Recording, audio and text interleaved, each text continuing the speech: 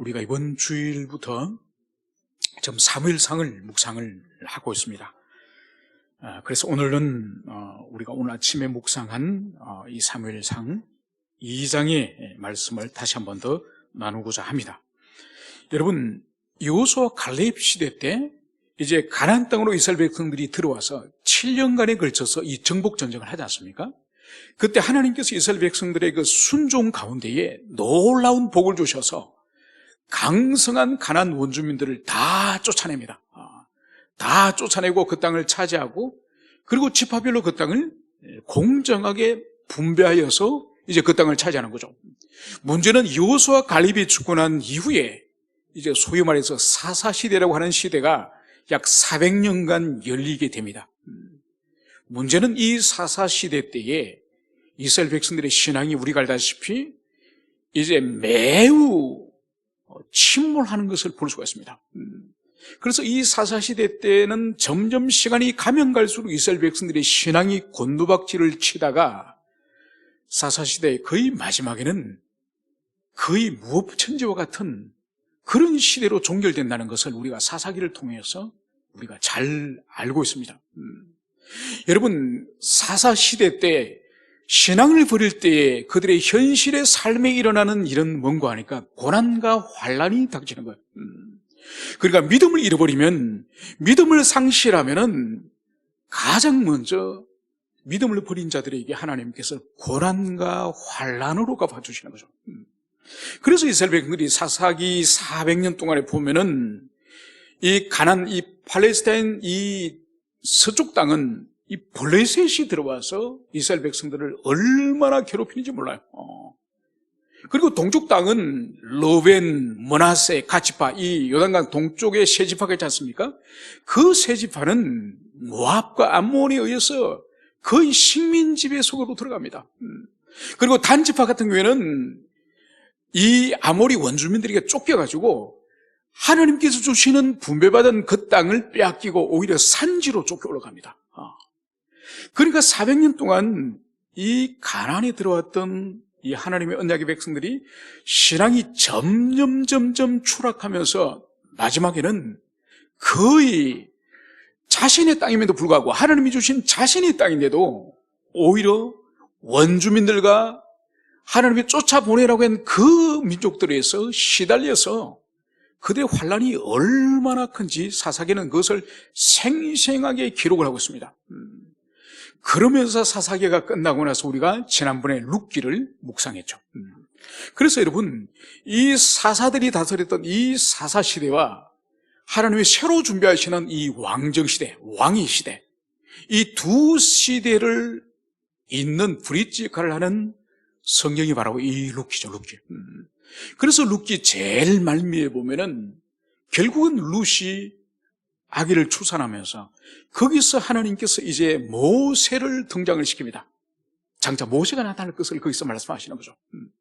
그러면서 이 사사시기의 이 암울한 시기와 이 왕정을 이 룻기가 이제 이어주면서 이제 룻기와 이 사무엘서에 등장하는 공통적인 두 여자 주인공, 바로 룻과 이 한나, 두 여인 모두 다 출산할 수 없는, 한 여인은 불임이라서 출산할 수 없고 한 여인은 과부라서 출산할 수 없는 이 두 여인을 이제 새로운 시대를 열어가면서 이제 국민을 전환하면서 하나님께서 이 여인들을 사용하는 것을 볼 수가 있습니다.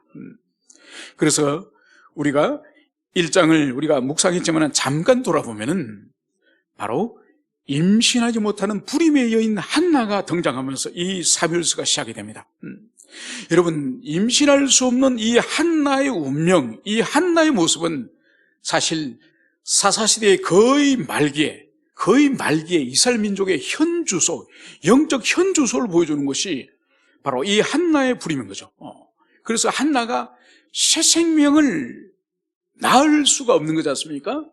여러분, 그래서 지금 우리나라가 OECD 국가 안에서도 가장 출산율이 지금 낮지 않습니까? 가장 출산율이 낮고, 특히 우리나라에도 이 대도시들 말고 지방에 있는 시 말고 군단이 이런 지방자치단체는 아예 아기들의 이 울음소리를 들을 수 없는 그런 도시들이 얼마나 많은지 몰라요. 여러분, 올해 초에, 올해 2월 달에, 이제 이 고향 이 중학교 동창회에서 연락이 온 거예요. 무슨 연락이 왔느냐? 중학교 동창회 회비로 올해 신입생들, 중학교 들어온 신입생들에게 이런 선물을 했습니다. 이 동창회에서 이제, 동창 회원들에게 보고가 들어온 거예요. 그러니까 깜짝 놀란 게, 저희들이 학교를 다닐 때에, 남학생 4반, 여학생 4반, 그 시골에서도 8반이에요, 8반. 그러니까 8반이니까 한 반에 50명씩 되니까 오빠를 400명, 400명. 시골 학교에 한 학년에 400명씩 1200명이에요. 적은 학교가 아니죠, 그죠? 그런데 올해 동창회에서 보고하기를 신입생에게 선물을 몇 명 했느냐? 7명. 우리 때는 400명이 입학을 했는데 올해는 7명이 입학한 거예요. 여러분, 지금 가장 먼저 OECD에서 빠른 속도로 국가가 이제 소멸되어지고 쇠약해져가는 나라가 1등이 지금 대한민국이에요. 왜냐하면 아무리 과학이 발달하고 아무리 산업이 발달하고 아무리 국민소득이 높더라도 자녀들이 더 이상 태어나지 않으면 이게 희망이 없는 거예요. 여러분, 유산을 물려받고 기업을 물려받고 가문을 물려받고 교회를 물려받을 자녀가 있어야지. 아무리 영광을 누리도 자녀가 끊어지면은 의미가 없는 거죠. 지금 바로 이스라엘이 이 한나가 불임 상태에서 자녀를 새 생명을 낳지 못하는 것은 이 시기에 이스라엘이 아무 소망이 없는, 미래에 아무런 소망이 없는 그런 상황이라는 것을 보여주는 것이 바로 이 불임의 여인 한나를 등장시키는 것이 그런 시대적인 의미를 가지고 있는 거죠. 그러나 이 한나가 간절히 하나님 앞에 기도합니다. 여러분, 한나가 기도하는 동기가 뭔지 아십니까? 왜 한나가 기도하죠? 버린나가 괴롭히니까. 버린나가, 여러분, 이 버린나라고 하는 이름, 이게 참 이름, 이게 의미가 있습니다. 사람은 이름값을 하지 않습니까? 이 버린나라고 하는 이 이름이 뭔가 하니까 벼락을 치듯이 뭘 뒤집어 놓는다는 거예요. 그래서 한나의 속을 뒤집어 놓는 거예요. 여러분, 한나는 이 버린나가 자기 속을 뒤집어 놨는데 어떻게 했습니까? 막 비관을 했습니까? 아니죠, 그죠? 하나님께 기도하고 하나님께 간절히 나간 거죠.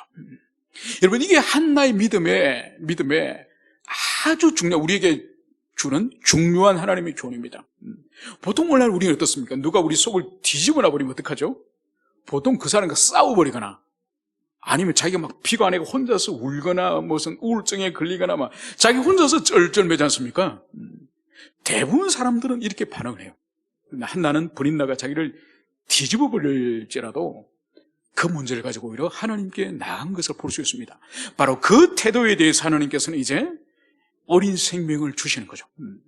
그리고 그 어린 생명을 주시면은 이 아이를 평생 여호와 하나님께 드려서 하나님을 섬기는 하나님의 종이 되게 하겠습니다. 이 서약을 하지 않습니까? 그러고 나서 이 아이가 태어나자 정확히 젖을 떼고 나서 이 아이를 하나님께 드리는 거죠. 그래서 그 사무엘로 하여금 하나님을 평생을 섬기도록 그렇게 하나님께 이 한나가 드린 것을 볼 수 있습니다. 이제 오늘 본문으로 돌아와서 이제 그 아이와 이제 그 아이가 살고 있는 이 성막의 가정, 이 성막의 가정에 대해서 우리가 함께 살펴보도록 하겠습니다. 오늘 11절에는 이제 엘가나는 라마의 자기 집으로 돌아가고 그 아이는 제사장 엘리 앞에서 여호와를 섬기니라. 여러분, 이제 젖을 떼고 나서 그의 아버지 어머니가 어린 사무엘을 데리고 이제 성막에 왔습니다. 그리고 아이를 이제는 엘리 제사장에게 이제 넘기고 제사를 드리고 이제 이 아버지 어머니는 다시 집 라마로 이제 돌아갔습니다. 돌아간 이후에 이 어린 생명 사무엘을 향하여서 오늘 성경이 기록하는 것은 제사장 엘리 앞에서 여호와를 섬기니라. 여러분, 이제 갓 젖을 뗀 이 어린아이지만은 이 어린아이가 여호와 하나님을 섬긴다고 오늘 성경을 그것이 기록을 하고 있습니다. 얼마나 놀라운 이 사무엘의 이 인격과 삶을 여기서 볼 수 있습니까? 그러면서 오늘 12절은 이 11절과 대비되어지는 것을 볼 수 있습니다. 이 11절은 이 라마에 살던 이 엘간의 아들 사무엘에 관한 이 삶에 대해서 여호와를 섬기는 사람이라고 했다고 한다면, 이제 그 당시에 이스라엘 민족 전체를 대표해서 하나님께 민족을 중보하는 대표자인 대제사장의 가정에 대해서 오늘 이렇게 기술을 하고 있습니다. 엘리의 아들들은 행실이 나빠 여호와를 알지 못하더라. 여러분, 이때 엘리는 대제사장 엘리를 말합니다. 이 엘리의 아들들은 행실이 나빠 여호와를 알지 못하더라. 여러분, 우리 성경은 지금 이 개역 개정에서는 행실이 나빠 이렇게 번역을 하고 있지만은, 이 번역 이전에 이제 개역 버전에서는 이 행실이 나빠를 불량자라 이렇게 번역을 했습니다.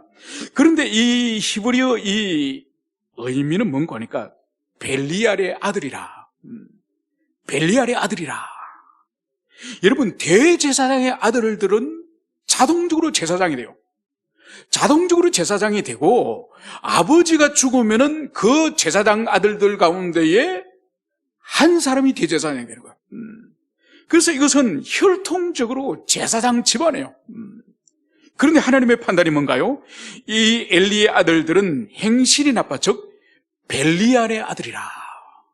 여러분, 벨리알이 뭔가요? 이 히브리어의 원래의 의미는 벨리알은 헛된, 사악한, 거짓된, 무가치한 이런 의미지만은, 이 벨리알은 신약 성경에 와서는 사단을 상징하는 거예요. 여러분, 대제사장의 아들 제사장들이 오늘 하나님의 판단은 마귀 새끼라는 거예요. 마귀 새끼. 여러분, 평범한 이 하늘의 백성 가운데의 아들이었던 사무엘은 어린 시절부터 여호와를 섬기는, 어린 시절부터 하나님의 종이라고 성경이 판단한다고 한다면은, 대제사장의 아들은 벨리알의 아들이라는 거예요. 그렇기 때문에 오늘 성경은 여호와를 그들이 알지 못하니라. 여러분, 어릴 때부터 아버지 대제사장이 제사를 집례하고 율법을 가르치고 율법대로 어떤 의식을 하는 이것을 이 아들들이 보지 않았겠습니까? 여기서 하나님을 알지 못한다는 것은 율법에 따라서 제사를 어떻게 집례하고, 그래서 제사의 방식을 이것을 화제로 드릴지 번제로 드릴지 화목제로 드릴지 속건제로 드릴지 이것을 모른다는 뜻이 아니에요. 이것은 보고 들어서 다 알고 있죠. 여기서 이 아들들이 여호와를 모른다는 것은 인격적으로 하나님과의 만남이 없는, 그래서 하나님을 사랑하지도 않고 경외하지도 않고 순종하지 않는 인격적인 교통과 만남이 없다, 이 말씀을 여기서 하고 있는 거죠. 여러분, 그러니까 어린 시절부터 이 성막에서 여호와를 섬기는 것을, 모든 것을 지켜본 엘리의 두 아들도 인격적으로 주님과 만남이 없다는 거예요. 여러분, 이것이 기독교 신앙의 신비예요, 신비. 여러분, 그래서 아무리 어린 시절부터 모태신앙으로 태어나더라도 그 사람이 끝까지 신앙을 가지다가 하나님 나라로 다 가는 것은 아니에요. 그 가운데 많은 사람들이 마치 익지 않은 곡식들이, 익지 않는 과일들이 중간에 떨어져 낙하게 되듯이 그런 일이 벌어지는 거죠. 그래서 하나님의 판단은 이 대제사장의 아들, 이 사람들이 벨리알의 아들이다, 이게 하나님의 판단인 것입니다. 여러분, 이 단어를 우리가 보면서 우리가 주의 깊게 볼 게 뭔가, 1장 15절에 가면, 16절에 가면은 이 한나가 간절히 기도하지 않습니까?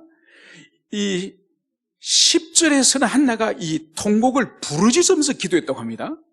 그런데 시간이 지나면서 이 한나가 이제는 소리를 내지 않고 입술만 달싹거린단 말하는 거야. 그러니까 간절히 소리를 부르짖다가 오랫동안 기도하면서 이 한나가 지친 거죠. 지쳐서 이제 더 이상 소리도 지르지 못하고 입술만 달싹거리면서 중얼거리면서 그렇게 기도하는 거죠. 이것을 이 엘리 대제사장이 보고 한나에게 뭐라고 말하죠? 술을 끊어라. 언제까지 술을 마시겠느냐? 여러분, 한나는 지금 얼마나 심령이 통분했으면은 간절히 기도하고 있는데 대제사장님이 오셔서 하시는 말씀이 영적 진단하기를 술 끊어라. 언제까지 네가 술을 마시겠느냐. 여러분, 한나가 얼마나 황당하겠습니까? 그죠? 술을 마신 적이 없고 지금 버림나가 속을 뒤집어 놔가지고 그래서 하나님께 지금 호소하러 왔는데 대제사장님이란 분이 와서 술 끊어라. 언제까지 술을 마시겠느냐. 그때 이 한나가 뭘 말하는가 하니까 이 16절에 보면 이 한나가 자신을 향해서 당신의 여종을 악한 여자로 여기지 마옵소서. 여기서 이 한나가 자신을 향해서 제사장님, 나를 악한 여자로 여기지 마십시오. 이때 악한 여자가 뭐냐? 이 히브리가 바로 벨리알의 딸이에요. 여러분, 그러니까 이 엘리 집안이 기가 막히지 않습니까?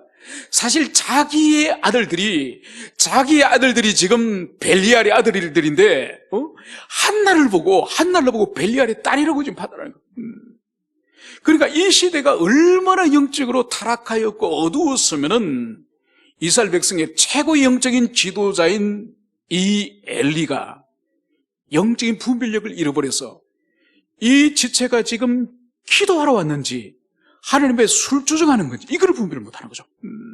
결국은 영적 분별력이 없으니 그의 아들들이 바로 벨리알의 아들이라는 것을 오늘 하나님이 그것을 말씀을 하고 있습니다. 그러면서 이 벨리알의 아들이 이들의 행실이 무엇인지를 구체적으로 기록합니다. 오늘 13절 이하에 보면은 이들이 제사를 드리러 오는 사람들이 그 고기를 가지고 이제 그것을 하나님께 삶아서 그렇게 제물로 올려드리지 않습니까? 이때 이 제사장이 사환을 보내는 거예요. 사환을 보내가지고 이 갈고리, 이 세 개 갈고리가 있는 이 쇠 갈고리를 가지고 와서 바로 하나님께 바쳐드릴 그 고기를 솥에서 삶고 있는 그것을 가지고 이 갈고리를 가지고 찍어서 아무거나 먼저 걸리면은 그게 제사장 먹이라는 거예요.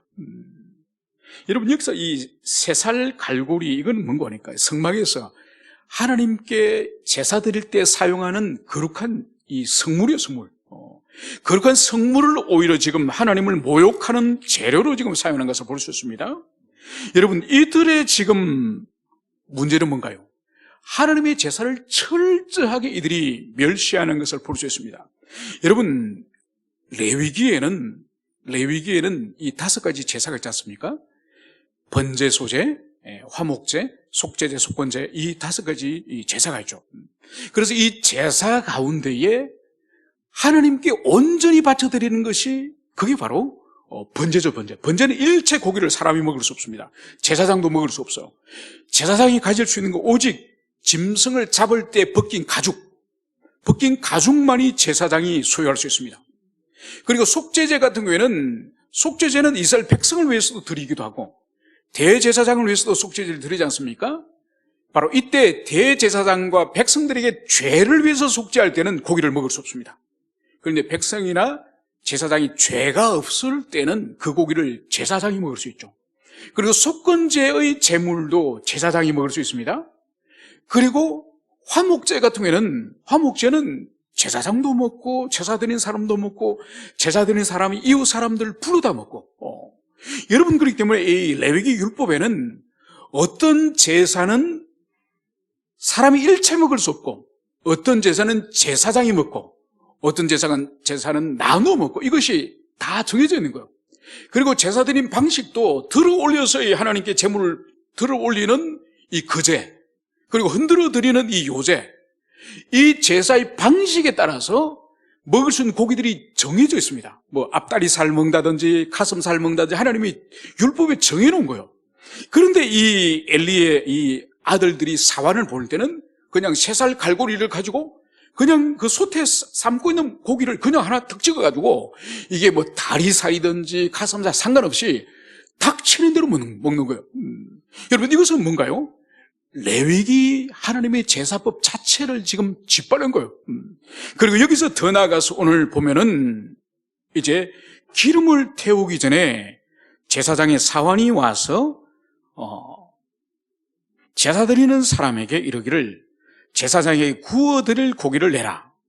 그가 내게 삶은 고기를 원하지 아니하고 날 것을 원하신다 하다가, 여러분 이것도 마찬가지요. 짐승을 잡아서 그리고 짐승의 피를 뿌리고 그리고 짐승의 이 고기 가운데 붙어있는 이 기름을 반드시 태워드려야 됩니다. 반드시 태워드리고, 그리고 이 기름을 하나님께서 기름이 탈 때 이 향기를 흠양하신다고 성경에 말씀하시거든요. 그래서 기름이 탈 때 이 향기를 하나님이 기뻐하신다고 말씀하시는 거예요. 그래서 그 제사의 절차를 모두 끝내고 나서 제사장이 먹을 수 있도록 하나님이 지정해 주시는 그 부위를 이제 먹어야 되겠죠. 그런데 이 사환이 와서 뭐라 그럽니까? 삶기 전에, 하나님께 드리기 전에 날고기, 생고기를 내라는 거예요. 우리 제사장님은 삶은 고기 좋아하지 않습니다. 우리 제사장은 군 고기를 좋아합니다. 그러면서 내라는 거예요. 그러니까 백성들이 뭐라 그럽니까? 먼저 하나님께 기름을 태워드리고 가져가십시오. 그러니까 사환이 뭐라 그러죠? 주지 않으면 내가 억지로 빼앗아가리라. 여러분 여기서 볼 수 있는 것이 뭔가 하니까 이 사환이 벌써 폭력을 동원하려고 하는 것을 볼 수 있습니다. 여러분, 사환이 제사 드리러 오는 백성들 향해서 이 정도로 폭력적으로 나온다는 것은 이 사환의 뜻이겠습니까? 아니면 사환에게 지시한 엘리의 아들들의 문제겠습니까? 말할 필요가 없죠.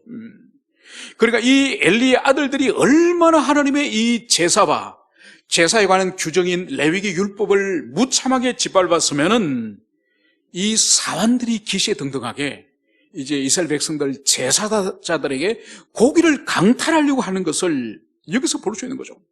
그래서 여기서 볼 수 있는 것이 이 엘리의 이 제사장들은 자신의 신분과 이 제사장이라는 직위를 사용해서 하나님과 이스라엘 백성들 사이에 중보자가 되기보다는 하나님이 중보자가 되라고 제사장으로 세웠는데 오히려 지위와 신분을 사용해서 자기 욕망을 지금 실현하려고 하는 이런 악한 모습을 여기서 볼 수 있습니다.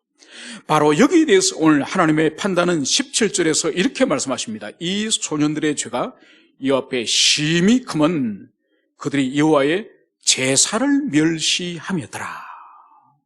여러분, 이스라엘 백성이 제사를 멸시하는 것이 아니라 대제사장의 아들들이, 장차 이들이 대제사장이 될 그 사람들이 바로 하나님의 제사를 이들이 멸시하였음을 여기서 볼 수 있습니다. 여러분, 일찍이 이들의 조상, 이 엘리의 조상이었던 첫 번째 대제사장이었던 아론의 가정을 여러분 기억하시죠? 아론의 두 아들들이 첫 번째 이제 위임식을 하고 제사를 드리고 나서 그들이 분향을 할 때에 하나님이 지정하지 않으신, 하나님은 반드시 성막에서 이제 번제를 드리고 난 그 번제단의 불을 가지고, 번제단의 그 불은 처음에 성막을 완성하고 나서 첫 번째 번제단에 번제를 드릴 때 하나님이 하늘에서 내려주신 불이에요. 그리고 그 번제단의 불은 사람들이 부싯돌로 켜서 번제를 드린 것이 아니에요. 하늘에서 하나님이 최초로 불을 내려주신 그 불로서 지금 제사를 드리고 분향을 하거든요. 그런데 어떻게 된 일인지 이 아론의 두 아들들이 하나님의 불이 아닌 다른 불을 가지고 분향을 한 거예요. 그래서 하나님께로부터 불이 나와서 두 아들이 불타 죽었죠. 그때 하나님께서 이 아론을 향해서 하나님이 하신 말씀이 있습니다. 우리가 그것을 찾아보도록 합시다. 레위기 10장으로 갑시다. 레위기 10장 1, 2, 3절을 우리가 찾겠습니다. 레위기 10장 1, 2, 3절. 자, 찾으셨으면 우리 세 구절을 우리 함께 읽겠습니다. 시작.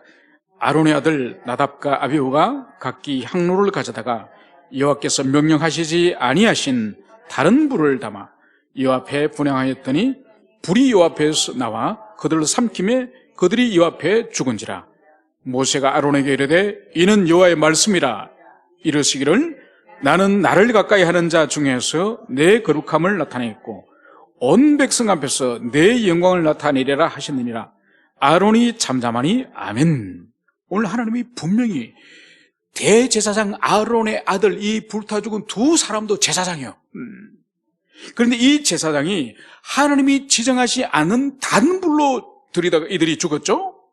이들의 죽음에 대해서 하나님께서 이렇게 말씀하시는 거죠. 나는 나를 가까이 하는 자 중에서 내 거룩함을 나타내겠고, 그러니까 하나님께 더 가까이 나간 자들에게, 그러니까 일반 백성보다 레위인들에게, 레위인보다 제사장, 제사장보다 대제사장, 그래서 주님께서는 더 가까이 있는 자, 더 하나님 가까이서 섬기는 자를 통해서 하나님의 거룩함을 나타내시겠다, 이 말씀을 주님 하신 거예요.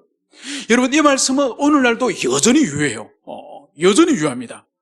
그러니까 성도들보다가 교사나 구역장이 더 하나님께 거룩함이 필요하고, 그리고 교사나 구역장보다 목회자는 더 주님 앞에 온전하게 살아야 될, 여러분, 그래서 주님은 다 그 사람의 신분과 직분에 따라서 책임을 물으시고 거룩을 오늘 나타내시겠다, 이 말씀을 여기서 하고 있습니다.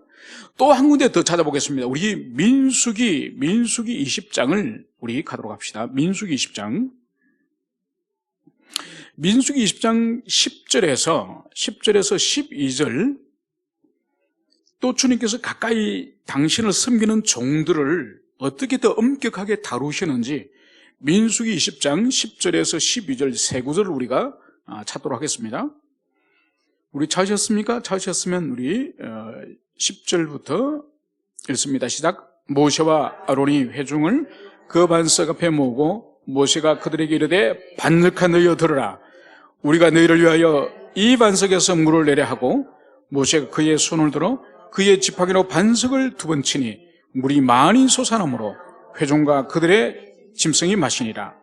여호와께서 모세와 아론에게 이르시되 너희가 나를 믿지 아니하고 이스라엘 자손의 목전에서 내 거룩함을 나타내지 아니한 고로 너희는 이 회중을 내가 그들에게 준 땅으로 인도하여 드리지 못하리라 하시니라. 아멘.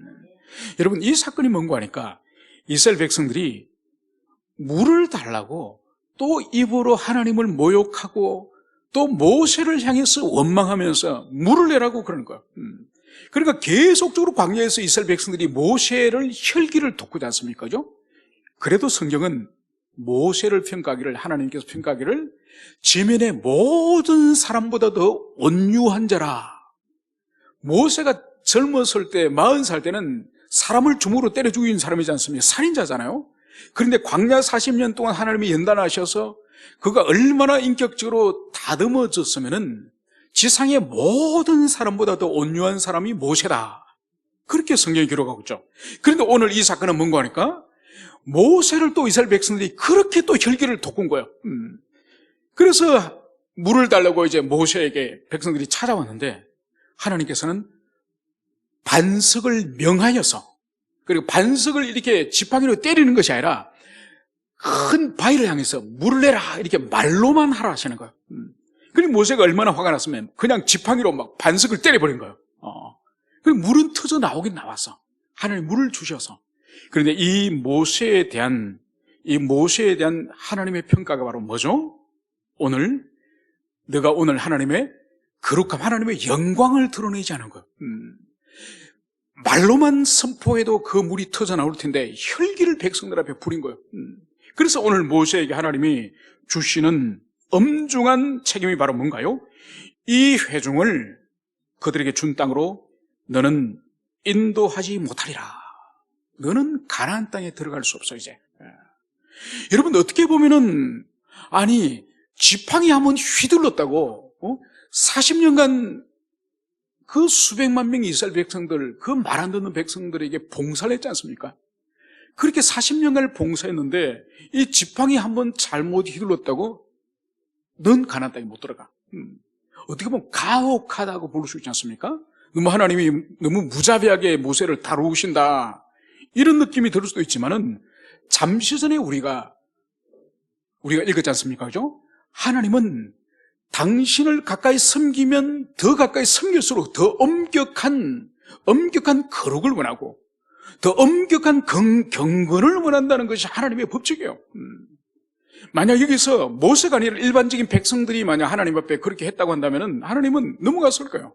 그런데 최고의 지도자 모세가 혈기를 부리고 그리고 지팡이를 휘둘러서 물을 터뜨려냈다는 것은 하나님께서는 이 모세의 경건에 있어서 이것은 가나안 땅에 들어갈 수 없는 거죠.